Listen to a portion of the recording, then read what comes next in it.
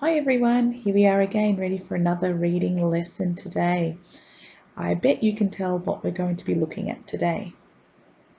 Yes, you're right, it's synonyms, and I'm hoping that you also remember a little bit about what synonyms are. If you need a reminder, it is over here on the left-hand side of the screen. Synonyms are words that have the same or a very similar meaning. So there's the picture of the kids. Another word we can say for kids is children. Here is a gift, and another word for a gift that means the same is a present. So kids is a synonym for children, and present is a synonym for gift. Our job today is, while we are reading the story, we are keeping an eye out for some particular words that we might not be very familiar with. We're going to have a talk about those words as we read the book, and we're going to think of some synonyms for these words. And then at the end of the story, we're going to play a game with those synonyms that we've had a look at. To be successful today, you need to be able to match the words from the story to the synonyms in our game. And you also need to be on the lookout for the winning word. And that winning word is the word that you need to write on our grade 1 and 2 Learning from Home Google Classroom. All right, let's get into the story. Goldilocks and the Three Bears. This book's been illustrated by Gavin Scott. The illustrator is the person who draws the pictures. I wonder who's written this story. I wonder who the author might be. I might have to investigate that later. Three bowls. A big bowl, a medium-sized bowl, and a small bowl. Goldilocks and the Three Bears. Once upon a time, Goldilocks was playing in the woods near her home. As she skipped along the pebbly path, her golden locks bouncing, Goldilocks suddenly stopped and sniffed the air. A yummy smell was coming from the middle of the woods. Gee, there's some great describing words in there. You can probably get a good picture in your mind of what that would look like, the setting where Goldilocks is at the moment. We're going to be looking at the words in here that said her golden locks bouncing. When I think of the word lock, I'm thinking of a padlock, locking something away. But I don't think that's the type of lock that they're talking about in this story. Her golden locks bouncing. So if they're her golden locks, it must be something that is on her or belonging to her. Golden. Gold, you might know, is a colour. Similar colour to yellow. The only thing I can see on Goldilocks that is yellow, that would be belonging to her, would be her hair. Do you think they could be talking about her hair when they say her golden locks are bouncing? I think they might be talking about her curly yellow hair. Let's find out what this yummy smell was. Rumble, rumble. As her tummy grumbled loudly, Goldilocks followed the delicious smell. She soon found herself in front of a little house.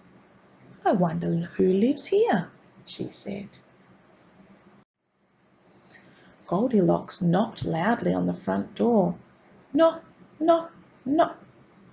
But on the last knock, the door swung open. There was no one at home. Goldilocks saw 3 bowls of porridge on the kitchen table. I'm sure no one will mind if I have a little taste of this porridge, she told herself.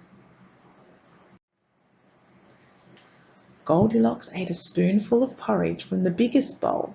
Yuck, she cried. This porridge is far too cold.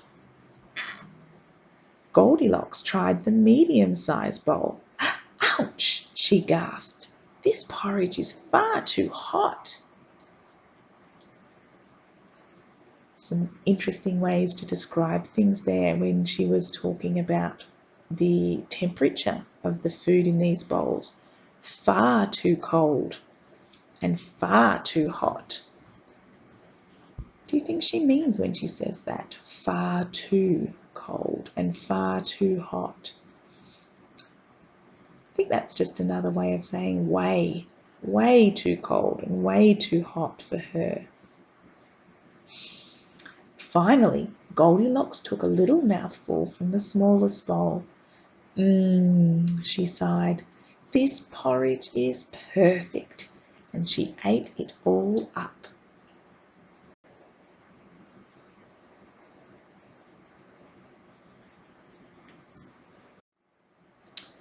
Then Goldilocks went into the living room for a rest.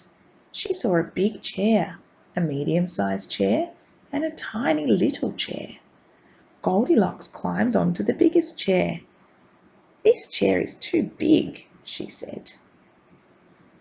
Next, Goldilocks clambered onto a medium-sized chair.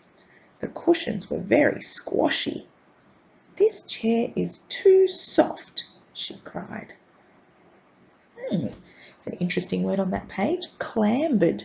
She clambered onto the medium-sized chair. What do you think that could mean?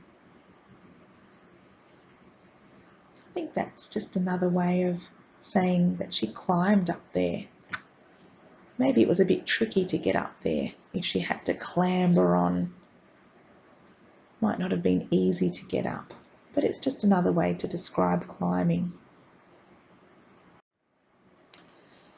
Then Goldilocks tried the tiny chair.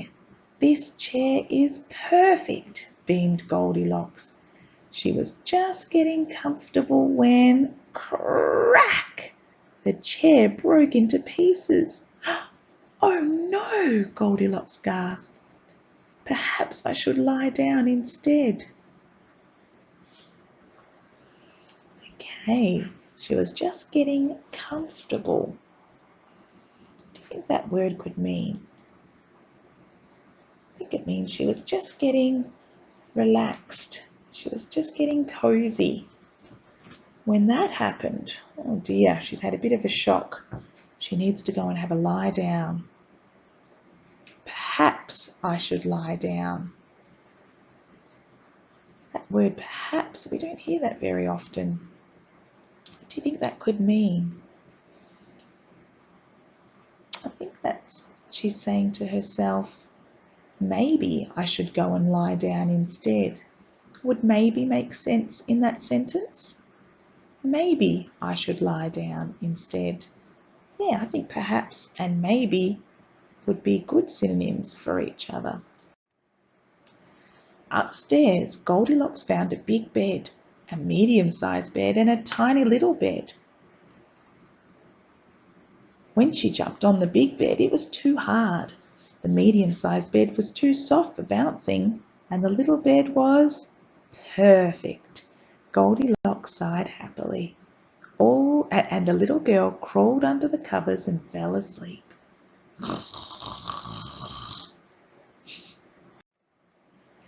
Meanwhile, 3 hungry bears returned to the little house. They had been for a walk while their hot porridge cooled down. But the door was already open and there were muddy footprints in the hall. I want you to look at that word meanwhile. I wonder what that could mean. It's an interesting word as well. Meanwhile. It reminds me of a sentence I've heard before, like in the meantime. Meanwhile, nothing to do with being mean. It's an interesting word. I want you to have a think about that one. They returned home. If someone returns something, they give it back, don't they? So the 3 hungry bears returned to the little house. That means that they've come back to the little house. Let's see where these muddy footprints have come from.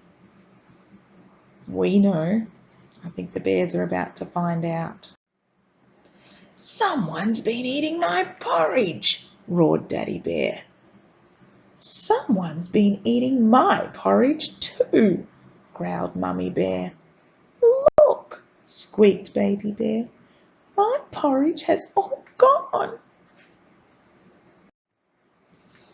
The three bears went into the living room. Someone's been sitting in my chair, roared Daddy Bear, sorry.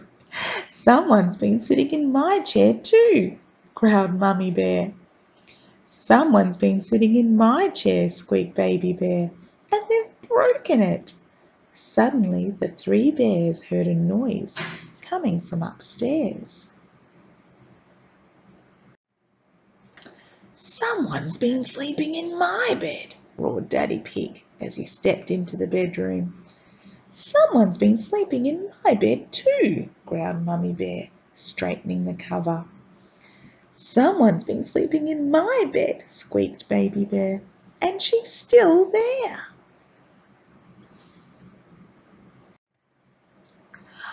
Goldilocks woke up with a start and screamed. The three bears watched in surprise as she ran off through the forest as fast as her little legs would carry her. And guess what? The three bears never saw Goldilocks again. The end. Okay, that's an interesting way to describe the way Goldilocks woke up. Goldilocks woke up with a start. What on earth could that mean? The next part of the sentence might give us a clue. She woke up with a start and screamed. Well, when do you scream? Usually when you're scared of something, you're feeling frightened. So if she woke up with a start, maybe that's another way of saying that she woke up with a fright, or she woke up feeling scared because of the three bears standing above her.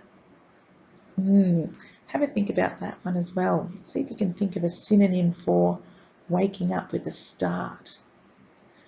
Okay, now we are going to play our game as promised with these synonyms. So I want you to draw these two grids in your book. One grid has words from the story, and they are returned, delicious, with a start, clambered, comfortable, meanwhile, perhaps, and golden locks. Hopefully you remember seeing those words in the story.